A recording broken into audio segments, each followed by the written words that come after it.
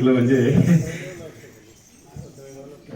खरं तर त्या पात्रतेचं आपण नाही आहे कोणी, परंतु सर आपली माफी मागून एक आमच्या गावामध्ये तुम्ही आलात म्हणून माईक हातात घेतो आणि ऐतिहासिक अशा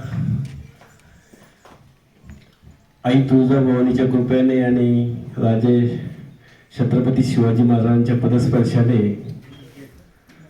जो आपला ऐतिहासिक असा लोहगड किल्ला आणि त्या किल्ल्याच्या पायथ्याशी पिढ्यानपिढी चालणारा हा लक्ष्मीनारायण ट्रस्टचा उत्सव की जो माझा जन्म जरी इथं झालाय तरी मलाही आठवत नाही की मी कधीपासून ह्या पौर्णिमेला इथं येतो, जेवण करतो, काही कार्यक्रम ऐकतो, थोडंसं दर्शन घेतो.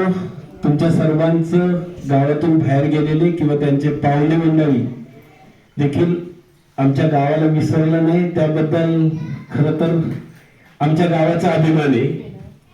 आणि सरांनी जसं सांगितलं तसं की खरोखर आता सर हे सांगण्याची वेळ आलेली आहे. सावरकरांच्या माध्यमातून जे सरांनी उद्योग दिलेला आहे तो नाव जरी न विसरणार आहे दामोदर सावरकरांचं, परंतु आता चाललेली परिस्थिती आहे की मी पाहतो की इथं किंवा मंदिरात मावेत नव्हती एवढी गर्दी ह्या कार्यक्रमाला येत असायची, ती आता संख्या कमी होत चाललेली आहे. तर म्हणून योग्य वेळी योग्य सरांचं मार्गदर्शन आपल्याला मिळालेलं आहे.